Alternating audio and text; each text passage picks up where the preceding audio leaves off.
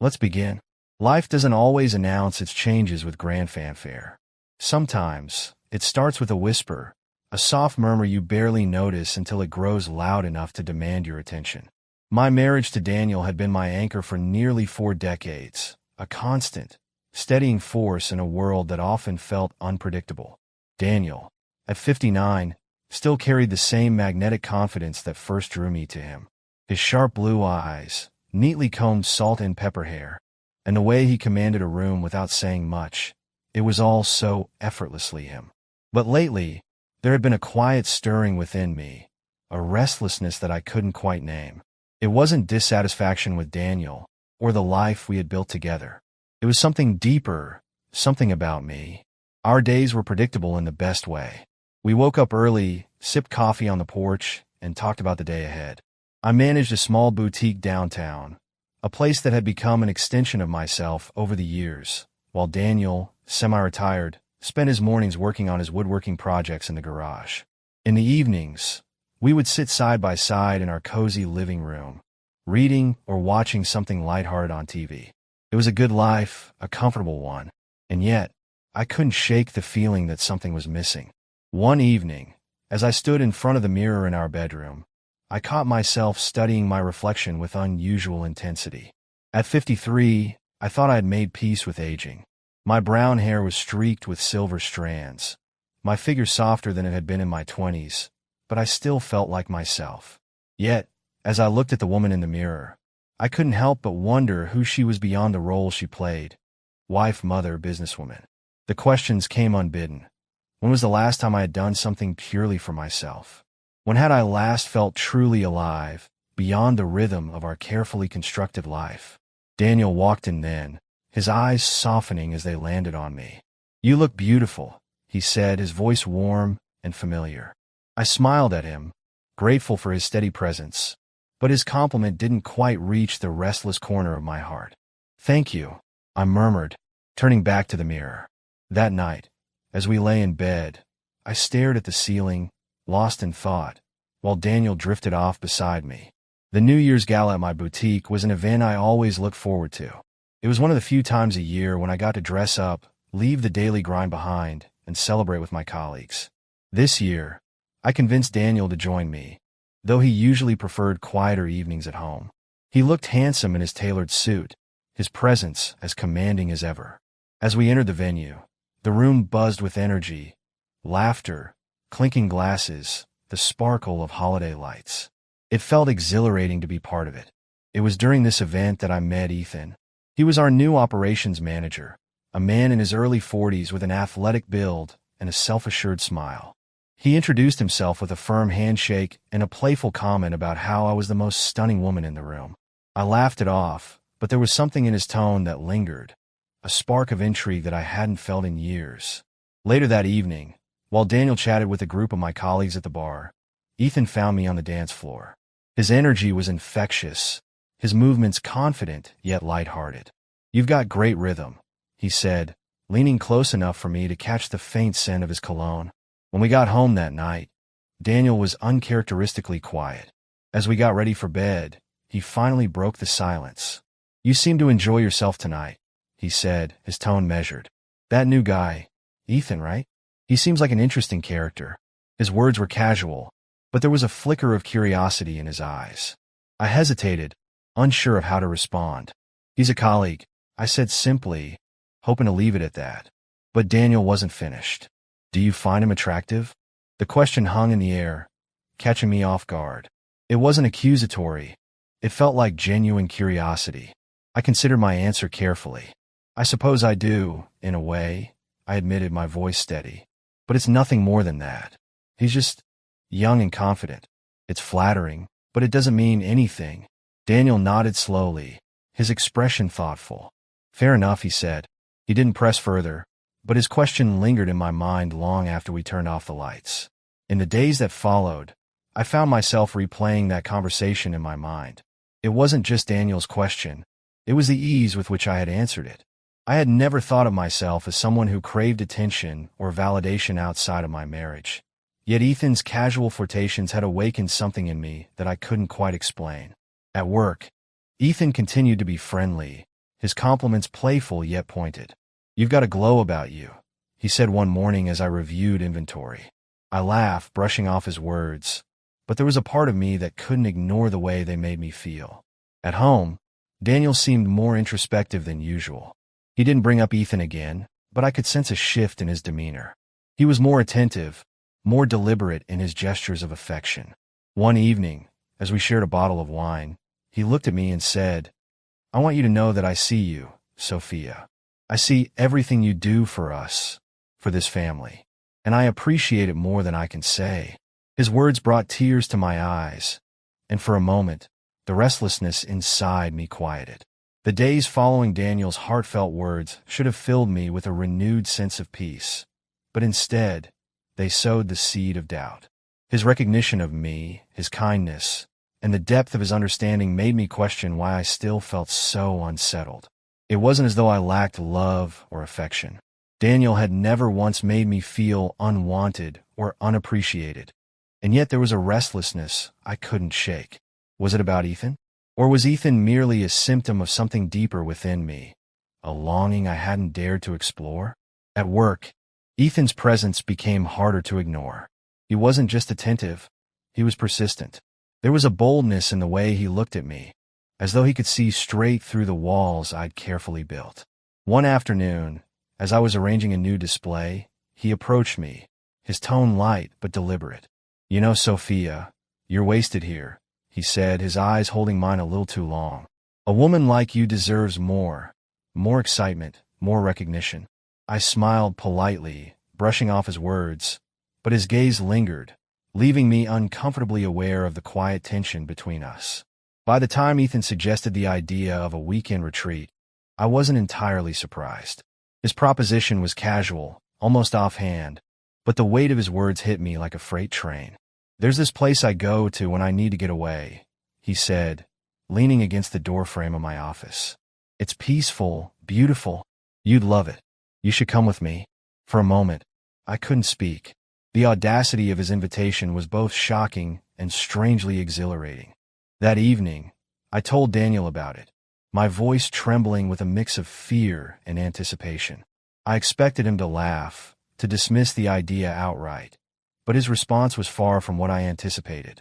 He listened quietly, his expression unreadable, and when I finished, he asked the question that would haunt me for days. "Do you want to go?" The simplicity of his words cut through me like a blade. "I don't know," I admitted, my voice barely above a whisper. "It's not about him, Daniel. It's about me." In the days that followed, Daniel and I talked more than we had in years. Our conversations were raw, unfiltered, and deeply vulnerable. I told him about the restlessness I had been feeling, the way I had started questioning who I was outside of our marriage. He listened, his patience both comforting and heartbreaking. "If this is something you need to do to find clarity, I won't stop you," he said one evening, his voice steady but his eyes heavy with emotion. "But I need to know that whatever happens, we'll face it together." His words stayed with me as I packed my bag, torn between guilt and a growing sense of self-discovery. I wasn't sure what I was searching for, but I knew I couldn't ignore the pull any longer. As I placed a delicate silk scarf into my suitcase, a gift from Daniel on our last anniversary, I felt a pang of doubt. Was I making a mistake? Or was this the only way to truly understand what I was feeling? The drive to the retreat was surreal, a strange mix of anticipation and dread. The lodge was nestled in the heart of the mountains, its rustic charm a stark contrast to the turmoil in my heart. Ethan greeted me with a wide smile, his enthusiasm almost boyish. "I'm glad you came," he said, his eyes alight with something I couldn't quite place. "This place is magical. You'll see." That evening, as the sun dipped below the horizon, casting the mountains in shades of gold and purple, Ethan and I shared a quiet dinner on the lodge's balcony. The air between us was thick with unspoken tension, every glance and every word laced with a dangerous kind of energy. I found myself wondering how I had gotten here, how the life I had so carefully built now felt like a distant memory. A text from Daniel broke my train of thought. "I hope you're enjoying yourself," it read. The brevity of his words stung more than I expected.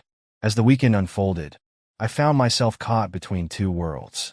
Ethan was charming, attentive, and undeniably magnetic, but every interaction was tinged with a growing sense of guilt.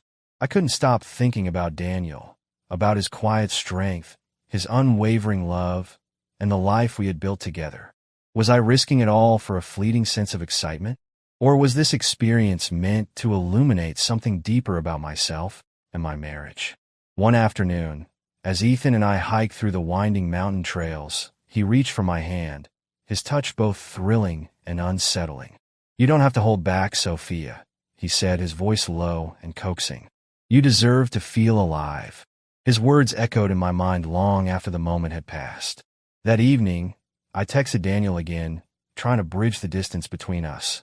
"I'm thinking of you," I wrote, my fingers trembling as I hit send. His reply was swift but distant. "Enjoy yourself." On the final night of the retreat, Ethan and I sat by the fire, the flickering flames casting shadows across the room. He leaned closer, his voice soft and persuasive. "This doesn't have to end here, you know. We could have something special." His words sent a shiver down my spine, not of excitement, but of realization. In that moment, I knew I couldn't cross the line. The feelings I had been grappling with weren't about Ethan, or even the thrill of being desired. They were about me, about reclaiming a part of myself I had lost along the way. The next morning, as I packed my bags, I felt a strange sense of relief. I wasn't leaving with answers, but I was leaving with clarity. When I returned home, Daniel was waiting for me, his expression guarded but hopeful. "Did you find what you were looking for?" he asked. I hesitated, then nodded. "I think I did," I said softly. "And it's you. It's always been you." Coming home felt like stepping into a space both familiar and alien. Daniel's presence, steady and grounding as ever, filled the house with an energy I had missed more than I realized. He sat on the edge of the couch, his hands clasped tightly, as though bracing himself for whatever I might say. I placed my bag down carefully, each movement deliberate as I searched for the right words to begin. "I need to be honest with you," I said finally, my voice barely above a whisper. His eyes lifted to meet mine, a mixture of apprehension and hope flickering in their depths. "Nothing happened. Nothing crossed the line," I continued, stepping closer. "But being away, it made me realize something. I've been searching for something that's been right here all along. I don't need anything or anyone else. I need us." Daniel's shoulders seemed to relax, but only slightly. "Do you mean that, Sophia? Or is it just guilt talking?" The question cut deeper than I expected, and I didn't blame him for asking it. "I mean it," I replied firmly, sinking onto the couch beside him. "But I know I have to prove it to you, not just say it." He nodded, and though his response was measured, I felt the slightest shift in the air between us, a glimmer of possibility. The days that followed were quiet, but not peaceful. Daniel was polite, affectionate even, but there was a distance in his gaze that hadn't been there before. I couldn't fault him for it. Trust, once fractured, doesn't mend overnight. I tried to fill the space with small gestures. His favorite coffee in the mornings, an impromptu date night, even leaving little notes in places I knew he'd find them. But no matter how hard I tried, the shadow of what I had almost done lingered between us like an uninvited guest. One evening, as we sat together watching a movie, he reached for my hand. It was a small gesture, but it sent a wave of emotion crashing over me. "I'm trying, Sophia," he said softly, his voice tinged with vulnerability. "But it's hard not to wonder what might have happened if you hadn't come back." I squeezed his hand tightly, my throat constricting with unshed tears.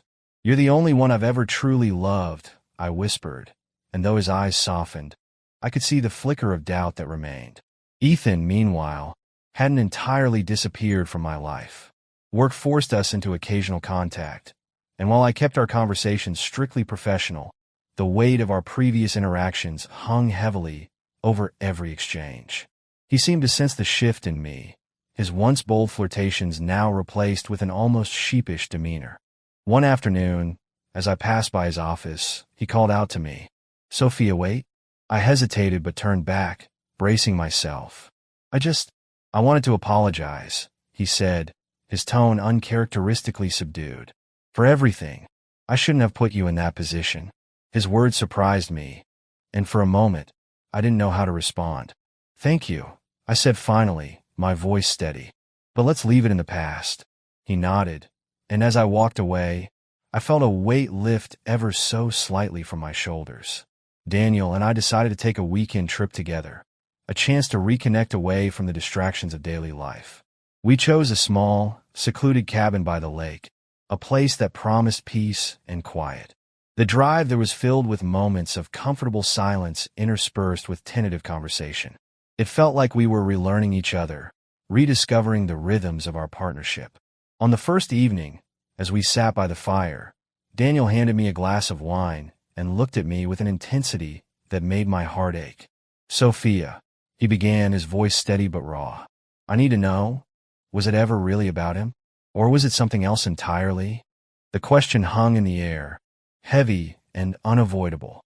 "It was never about him," I said honestly, my gaze meeting his. "It was about me, about feeling lost and trying to find my way back to myself. But in doing that, I almost lost you. And I can't let that happen."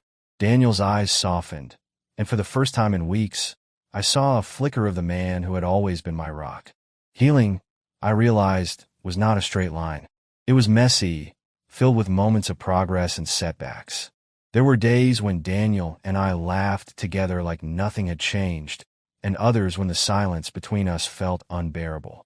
But through it all, we kept trying, kept showing up for each other. I began to focus more on myself as well, not in a selfish way, but in a way that allowed me to reconnect with the parts of me I had neglected. I took up painting, something I had always loved but never made time for. Daniel, ever supportive, even built me a small easel for our living room. "You're good at this," he said one evening as he watched me work, his voice filled with genuine admiration. His encouragement reminded me of why I had fallen in love with him all those years ago. One evening, as we sat on the porch watching the sun dip below the horizon, Daniel turned to me, his expression serious. "I've been thinking about something," he said, his voice measured. "If the roles were reversed, would you have been able to forgive me?" The question caught me off guard, and for a moment, I didn't know how to respond. "I don't know," I admitted finally, my voice trembling. "But I like to think I would have tried. Because what we have, it's worth fighting for." He nodded, his gaze fixed on the fading light.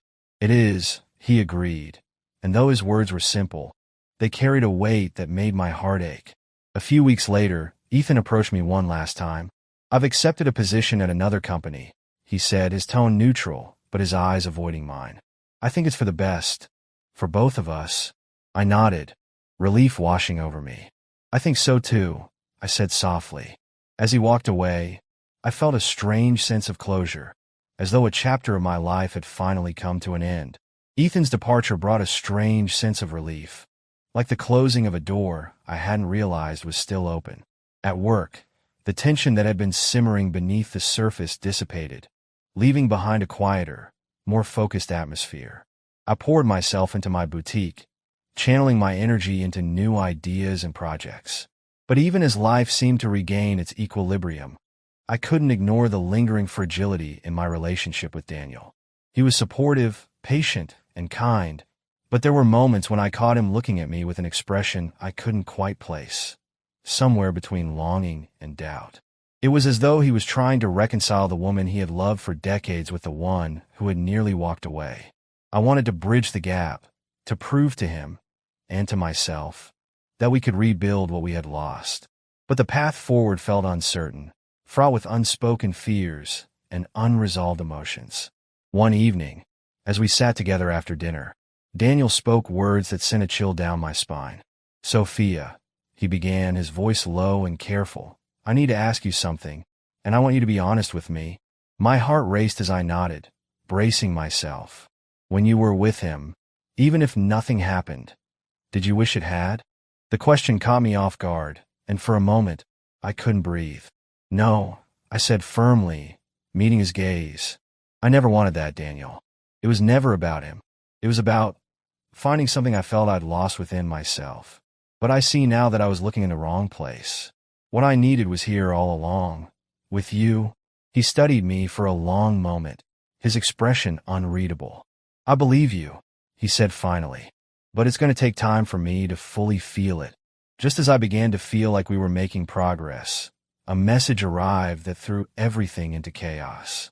It was from Ethan's wife, a woman I had only met briefly at a company event months earlier. Her words were sharp and accusatory, filled with bitterness and pain. She had found out about Ethan's flirtations, and while she didn't know the full extent of our interactions, she clearly suspected the worst. "You're as much to blame as he is," her message read. "You destroyed my family." The weight of her words hit me like a physical blow. I hadn't crossed any lines, but the fact that I had let things go as far as they did made me complicit in the damage. I showed the message to Daniel, my hands shaking as I handed him the phone. He read it silently, his jaw tightening with every word. "She's hurting," he said finally, his tone measured. "But this isn't just about her. We need to talk about what this means for us." The confrontation that followed was one of the hardest conversations Daniel and I had ever had. For hours, we laid everything bare: the doubts, the fears, the anger, and the hurt. He admitted that he had been holding back, trying to protect me from the full extent of his pain. "I've been afraid to tell you how much this hurt me," he said, his voice trembling, "because I didn't want to push you further away. But I need you to know that it broke something in me, Sophia. And I don't know if it can ever be fully repaired." His words left me shattered, but they also brought clarity. "I can't change what happened," I said through tears. "But I can promise you that I will do whatever it takes to rebuild what we've lost. I love you, Daniel. I always have, and I always will." He nodded slowly, his eyes glistening with unshed tears. "Then let's figure out how to move forward, together." Despite our mutual resolve to move forward, the cracks in our foundation began to widen. Daniel became increasingly distant, retreating into himself in a way that felt unfamiliar and unsettling. I tried to reach him, but it often felt like talking to a man who was only half present. "I need time," he said one evening, his voice heavy with exhaustion. "I'm trying, Sophia. But some days, it feels like I'm carrying this weight alone." His words left me reeling.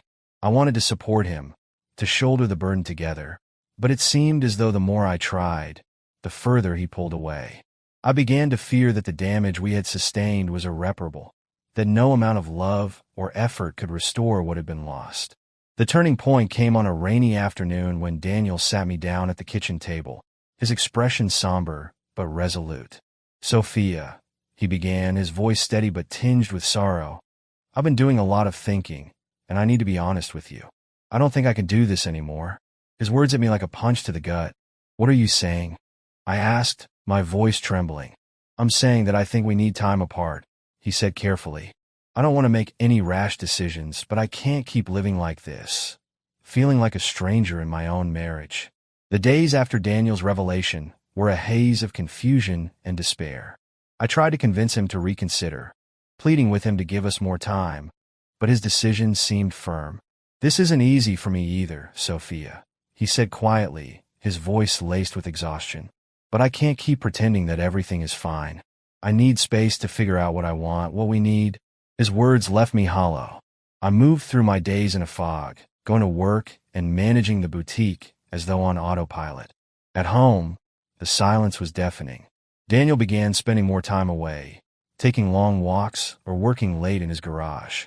The physical distance between us felt like a chasm, one I couldn't bridge no matter how hard I tried. My once vibrant home was now filled with shadows, each one a reminder of how close I was to losing everything. One evening, as we sat across from each other at the dinner table, I finally broke. "I can't keep living like this, Daniel," I said, my voice trembling.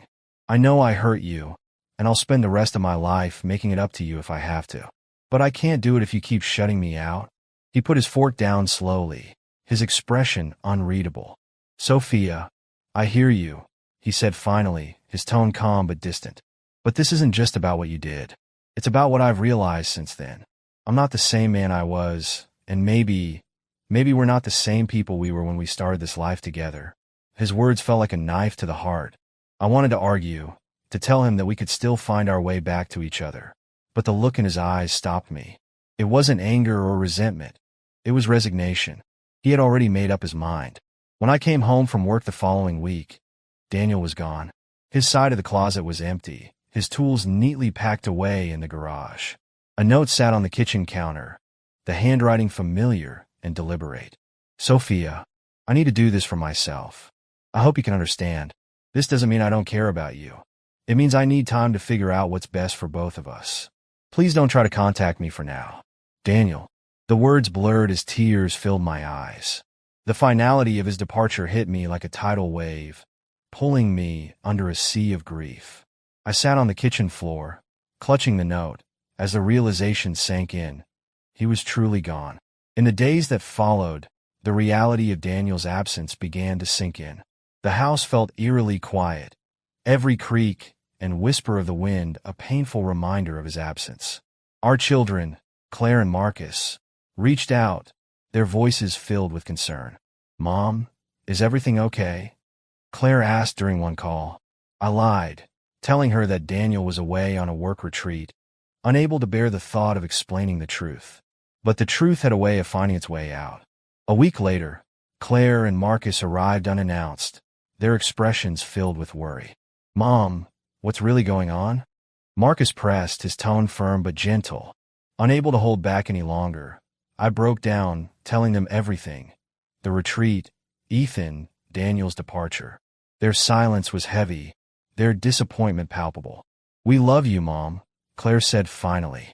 But you have to understand how hard this must be for Dad.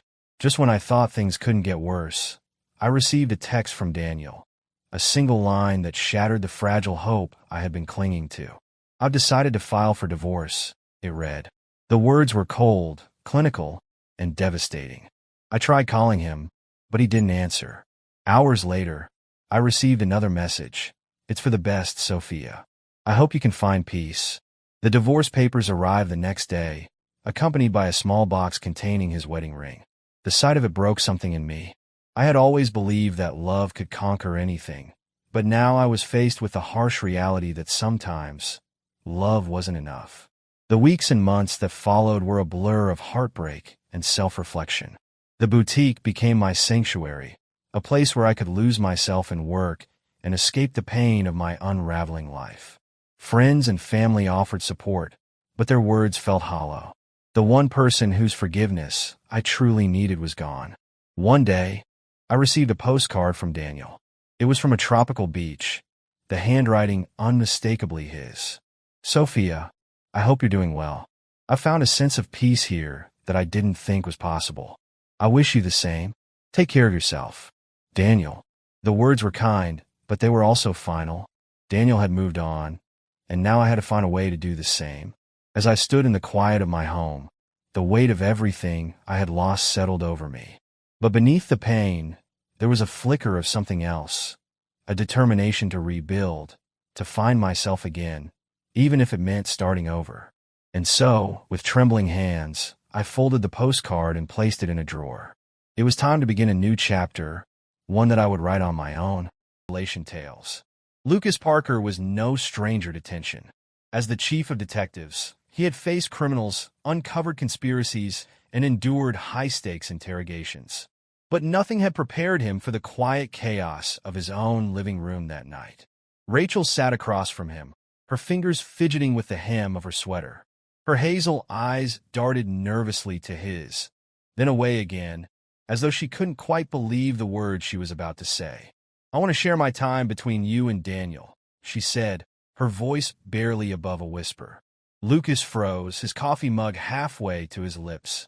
He set it down slowly, his pulse hammering in his ears. Come again?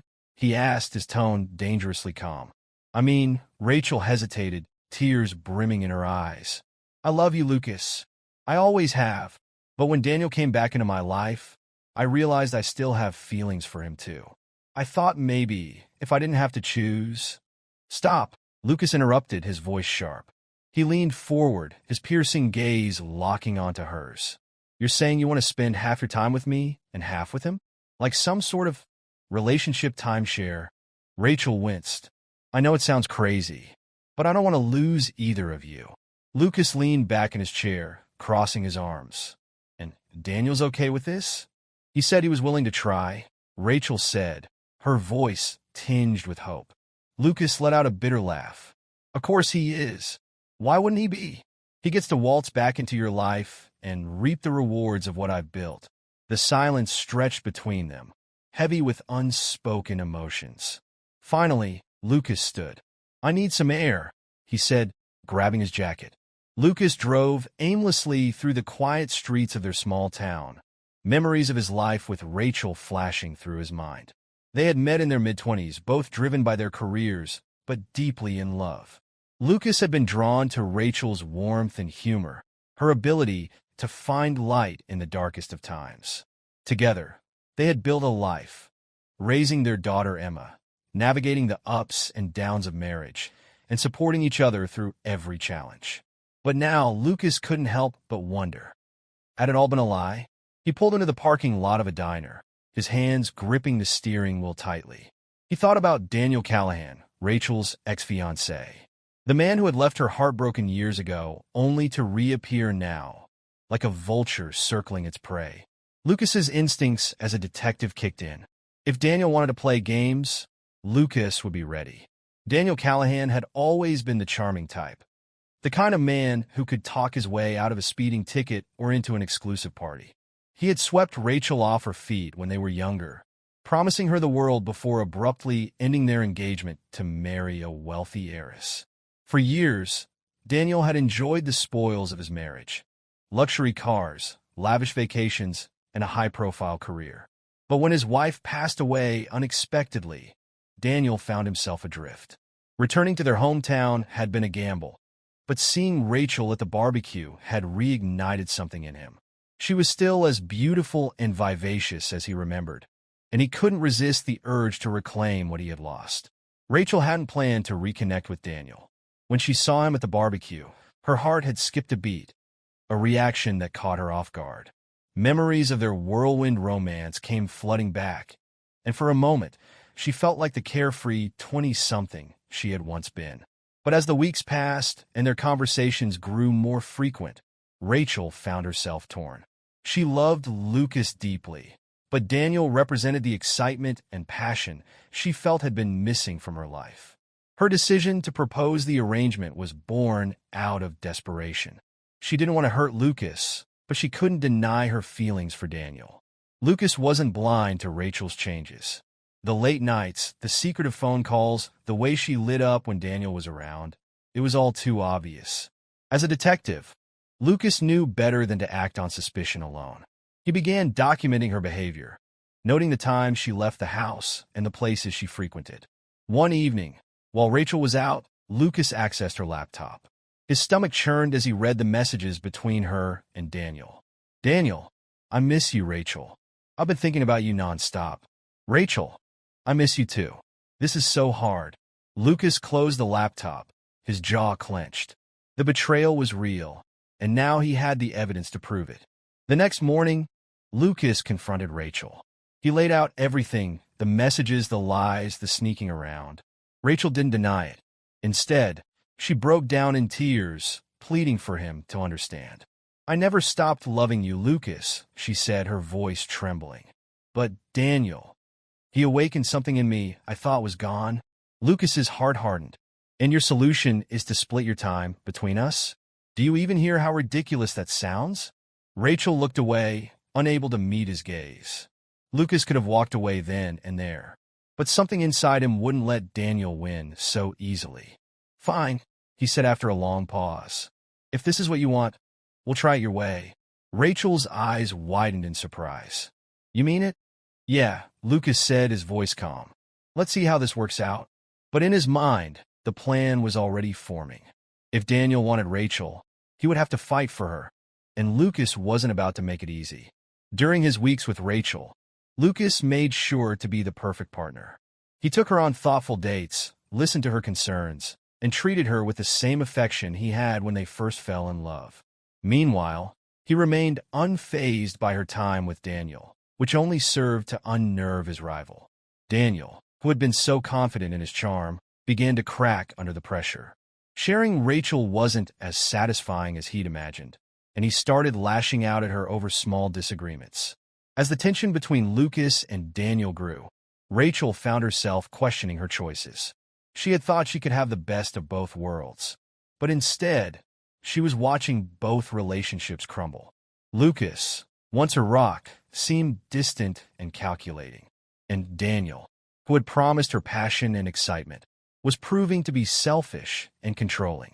The arrangement came to a dramatic end one afternoon when Lucas arrived at Daniel's house to pick up Rachel. "Enough is enough," Daniel shouted, his face red with anger. "I can't do this anymore." Rachel looked stunned. "But you said—" "I was wrong," Daniel snapped. "If you leave with him, we're done." Lucas watched the scene unfold with a mixture of satisfaction and pity. Daniel's ego had finally collapsed under the weight of his own arrogance. When Rachel called Lucas days later, asking to come home, he was ready with his answer.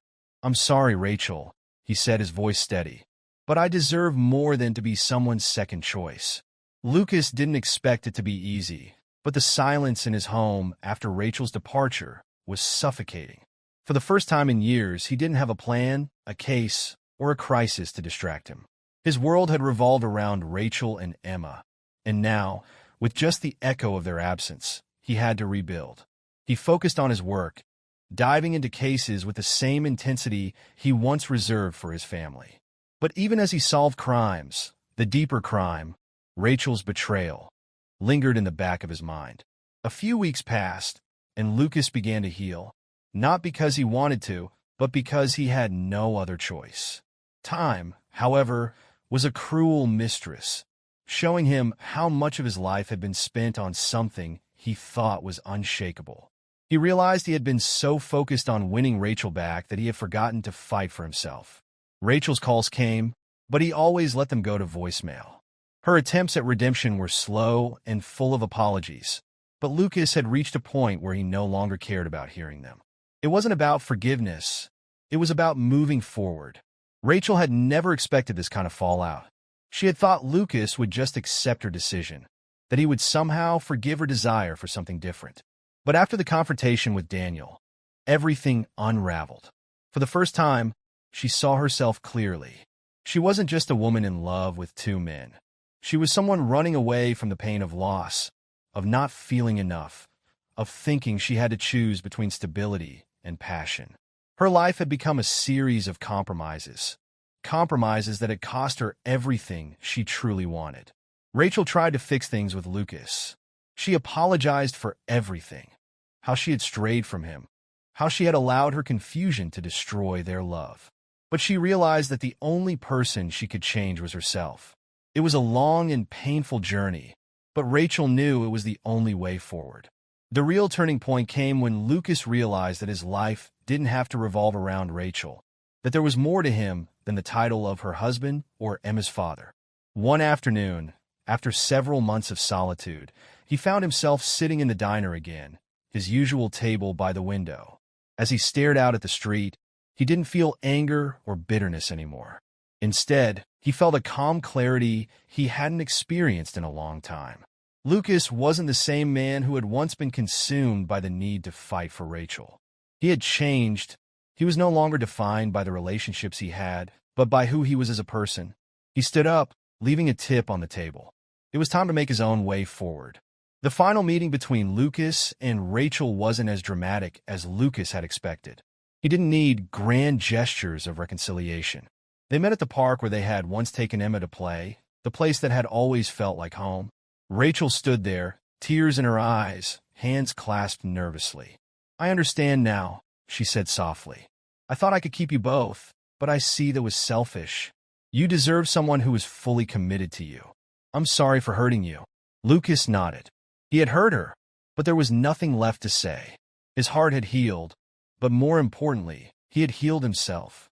"You have to let me go, Rachel," he said, his voice firm but not unkind. "We both need to move on." She nodded, finally accepting the truth she had avoided for so long. As they parted, Lucas felt a final weight lift from his shoulders. He had been tested by the one thing he had feared most, losing love, and had come out stronger for it. After parting ways with Rachel, Lucas's life began to feel like it was finally his own again. He started taking time for himself in ways he hadn't for years. He started running in the mornings, something he had once done to clear his head but had abandoned in the whirlwind of family life. The exercise felt good, his muscles burning, his lungs filling with fresh air. It was a reminder that he was still alive, still capable of change. At work, he threw himself into cases with renewed focus. The small victories, the solved mysteries and the criminals caught, gave him a sense of accomplishment he had once taken for granted. But more than that, they reminded him that he was more than just the man who had loved Rachel. One day, while sifting through an old cold case, Lucas was approached by a fellow detective, Sarah Williams, with a case that had stumped everyone. Sarah was sharp, confident, and always had a knack for seeing things others missed. As they worked together, Lucas couldn't help but admire her tenacity and wit. Slowly, over weeks of collaboration, their professional respect turned into a quiet friendship built on mutual understanding and trust. Lucas wasn't ready for anything romantic, but for the first time in a long time, he began to feel the stirrings of connection again. Sarah was a reminder that there was more to life than the pain of the past, and he began to appreciate her for the person she was rather than the person he wanted her to be. But as much as he admired Sarah, Lucas knew he had to take things slow. He wasn't looking to replace Rachel, and he wasn't sure he was ready to open his heart again. Still, the possibility was there, a hint of something new, something uncharted. Rachel's journey towards self-realization had been neither easy nor quick. After leaving Lucas, she threw herself into therapy, learning how to confront the parts of herself that had led to the toxic choices she had made. She dug deep into the unresolved pain of her past, her abandonment issues, her fears of never being enough, and the guilt she felt for betraying the one person who had always supported her. In therapy, Rachel began to unravel the truth of why she had turned to Daniel in the first place. She hadn't been looking for love. She had been searching for validation, for the excitement that she thought would fill the emptiness inside her. Daniel had offered that, but it was an illusion. The reality was that the most important relationship she needed to fix was with herself. Over time, she learned to embrace her independence, to trust herself again. She took up new hobbies, traveled with friends, and spent more time with Emma, focusing on being the best mother she could be. She knew that she couldn't undo her mistakes, but she could build a new future, one where her past didn't define her. And though Rachel occasionally thought about Lucas, wondering what might have been, she knew that they both needed different things now. She had to respect his decision to move on, just as he had respected hers. Months passed, and life continued to shift. Lucas and Rachel, while no longer a part of each other's lives in the way they once had been, found a quiet peace in their separate journeys. They learned that love, while powerful, wasn't always enough to keep two people together. Sometimes it was about growth, personal growth, and accepting that paths diverged even when the love was real. Lucas had a new sense of purpose, not just in his work, but in his personal life. He was learning to live for himself, to be content in his own company, and to embrace whatever the future might hold. If it led him back to love, he would welcome it. If not, he knew he was strong enough to stand on his own. Rachel, too, was starting to feel the weight of her own choices lift. She knew she had a long way to go, but each step was a victory. And though her heart ached at times for the family she had lost, she knew that there was a future for her, too. It might not be the one she had envisioned with Lucas, but it was still hers to shape. As for Daniel, he faded from the picture. The spark he had reignited in Rachel was now extinguished, and he was left behind in the wake of her transformation. He had wanted to be the man who could sweep her off her feet, but in the end, it was Rachel who had to find her own strength on her own terms. The story of Lucas, Rachel, and Daniel was not one of easy answers or happily ever afters, but it was one of growth, self-discovery, and the realization that sometimes, in order to love others fully, you first have to learn to love yourself. And in the quiet aftermath, both Lucas and Rachel found peace in knowing that their love had not been wasted. It had simply evolved into something deeper and more meaningful, something they could carry with them into the future. In the end, they both realized that the true journey wasn't about who they were with, but who they had become. Let's begin. Ethan's hands gripped the steering wheel, knuckles whitening as he parked his car across from the dimly lit bar. His heart raced, a drumbeat of anger and disbelief, as he watched Clara walk through the entrance. laughing in a way he hadn't seen in years. But it wasn't him she was smiling for tonight. He had suspected something for weeks, a lingering perfume on her clothes, her newfound enthusiasm for late-night outings, and the way she seemed more alive after a night's out. At first, Ethan had brushed it off, blaming his insecurities. Clara was a vibrant woman, full of charm and grace. But now, as he sat in the shadows, watching her enter the bar with her best friend, Serena, his doubts crystallized into cold certainty. This wasn't just a girl's night out. Ethan's jaw tightened as a man approached Clara, placing a hand on her lower back.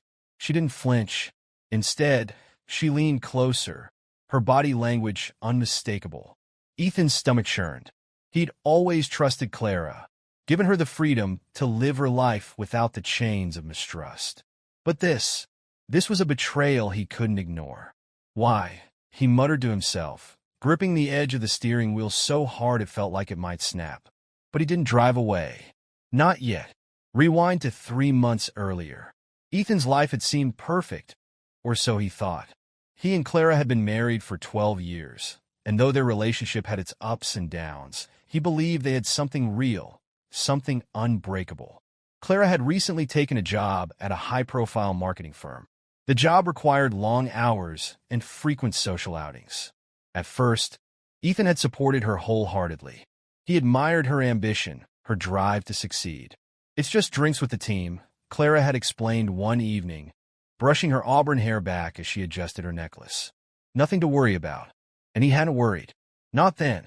But over time, her excuses grew more frequent, her stories more vague.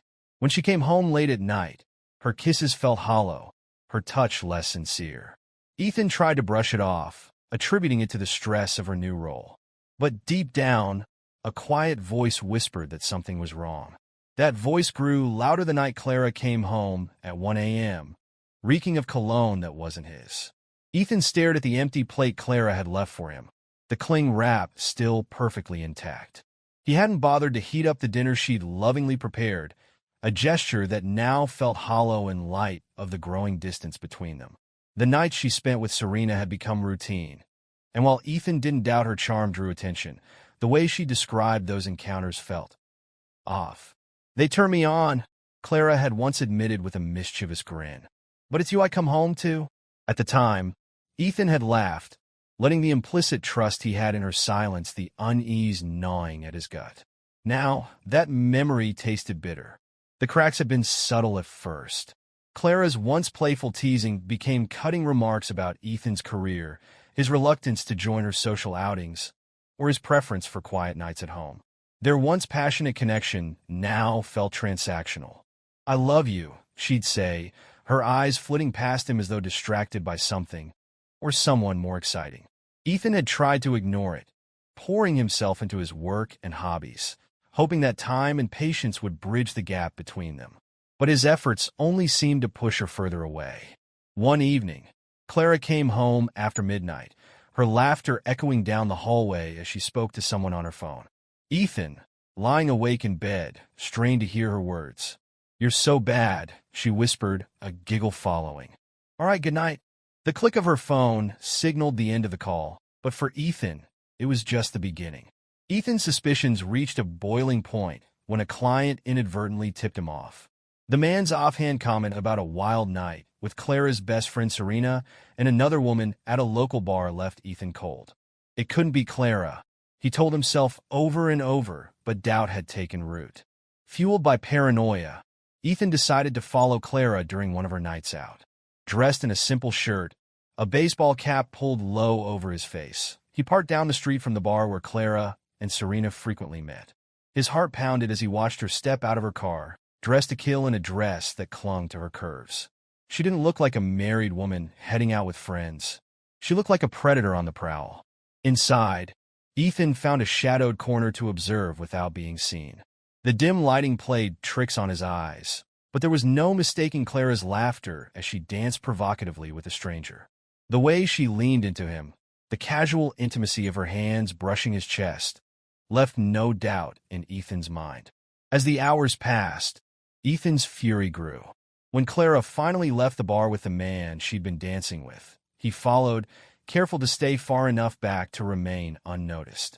They drove to a nearby motel, and Ethan's heart shattered as he watched her disappear inside with the stranger. Ethan didn't confront Clara that night. Instead, he returned home, his mind racing with plans. Confronting her directly would only lead to denial or excuses. He needed proof, not just for himself, but to expose her lies to everyone she deceived. The next day, Ethan hired a private investigator. Within weeks, he had everything he needed: photographs, text messages, and even audio recordings of Clara bragging to Serena about her escapades. But Ethan wasn't content to simply end the marriage. Clara had humiliated him, betrayed his trust, and made a mockery of their vows. She needed to feel the same pain she had inflicted on him. Ethan carefully orchestrated his revenge, starting with a public confrontation. He invited Clara's family, friends, and colleagues to what she thought was a surprise anniversary party. Clara arrived, beaming and oblivious, only to find a slideshow playing on a projector, a timeline of her infidelity, complete with incriminating photos and texts. The room fell silent as the truth unfolded before their eyes. Clara's face turned pale, her hands trembling as she tried to stammer out an explanation.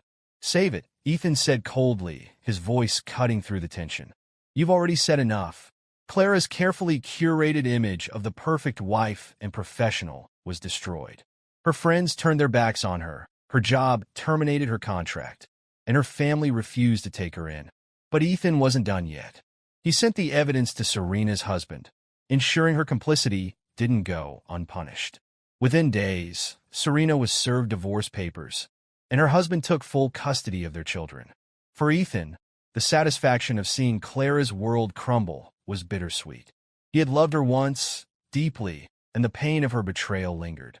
But as he stood in the ruins of their marriage, he knew one thing for certain: he deserved better.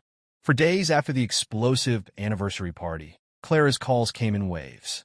Ethan ignored them, letting his voicemail fill with pleas, apologies, and attempts to explain. But he knew there was nothing she could say to undo the betrayal. "Ethan, please just talk to me," Clara begged in one message. "I made a mistake, a horrible mistake, but you can't throw away everything we've built." Her voice was shaky, desperate. Ethan stared at the blinking notification on his phone before deleting the message without listening to the rest. At work, Ethan kept himself busy, pouring every ounce of energy into his projects. But even the distraction of spreadsheets and meetings couldn't erase the image of Clara in that motel room. At night, he lay awake, haunted by memories of their happier days. Their wedding, their first home, the quiet Sunday mornings spent reading together. "How did it come to this?" he whispered to the empty room. Clara's life unraveled quickly. Word of the anniversary party spread through their social circles like wildfire. Friends who had once admired her charm and charisma now avoided her calls, unwilling to be associated with the scandal. At work, things were no better. The HR department called her in to discuss inappropriate conduct outside of the workplace, citing the damage to the company's reputation. By the end of the meeting, she was handed her termination papers. Her family, humiliated by the public spectacle, offered little sympathy. "We raised you better than this," her father had said, his voice laced with disappointment. Left with no job, no friends, and no home, Clara turned to Serena for support, only to find her just as broken. Serena's husband had moved out, taking their kids and filing for divorce after receiving the damning evidence Ethan had sent. "You ruined my life," Serena hissed during a tearful confrontation. "We were supposed to have fun, not lose everything." Clara's world was crumbling, and there was no one left to help her pick up the pieces. Ethan wasn't immune to the aftermath of the scandal. While he had dealt a devastating blow to Clara and Serena, he still carried the weight of their betrayal. Nights were the hardest. Alone in the home they had shared, he found himself replaying moments from the past, questioning whether he had missed signs or could have done something differently. But instead of sinking into despair, Ethan made a conscious decision to rebuild. He joined a local gym, finding solace in the rhythmic pounding of his feet on the treadmill.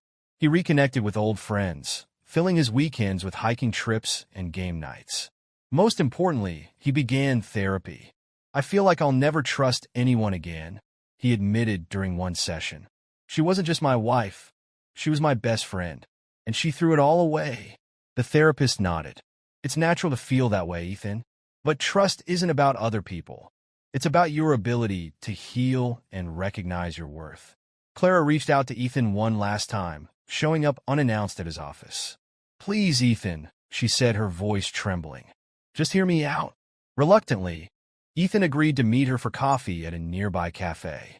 As she sat across from him, her once confident demeanor was replaced by a shadow of the woman he had known. "I'm sorry," Clara began, tears welling in her eyes. "I don't expect you to forgive me, but I need you to know that I never stopped loving you.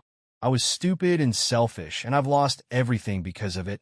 Ethan listened silently, his expression unreadable. "I've started therapy," Clara continued. "I'm trying to understand why I did what I did. I want to be better, Ethan. Even if we can't fix this, I want you to know that I'm trying." For the first time, Ethan felt a glimmer of pity for her. But it wasn't enough to erase the pain she had caused. "I appreciate you saying that," he said finally. "But this is something I can't come back from, Clara. I hope you find the peace you're looking for. But it won't be with me." Months turned into a year, and Ethan found himself thriving in his new life. He had moved to a smaller, cozier apartment, free of the memories that haunted their old home. Through his hobbies and social outings, he met new people, including a kind-hearted woman named Lily. Their connection was easy, natural, and untainted by the shadows of the past. Lily didn't rush him. She understood his scars and gave him the space he needed to trust again. Slowly but surely, Ethan opened his heart, finding joy in the simple moments they shared. On the day of his divorce finalization, Ethan visited a secluded beach, a place where he and Clara had once vacationed during happier times. As the waves lapped at the shore, he stood with a letter in hand, a farewell to the life he had once envisioned. "Dear Clara," he wrote, "I loved you more than words can say. But love isn't enough without trust and respect. You broke us in ways I never thought possible, but I'm choosing to let go. Not for you, but for me. I wish you healing, but I'm moving forward. Goodbye." He folded the letter and let the wind carry it into the sea. Ethan's story was one of heartbreak, resilience, and ultimately, redemption. Though Clara's betrayal had left deep scars, it also gave him the strength to reclaim his life and discover a new, brighter future. As he walked away from the shore, he felt lighter, the weight of the past finally lifting from his shoulders.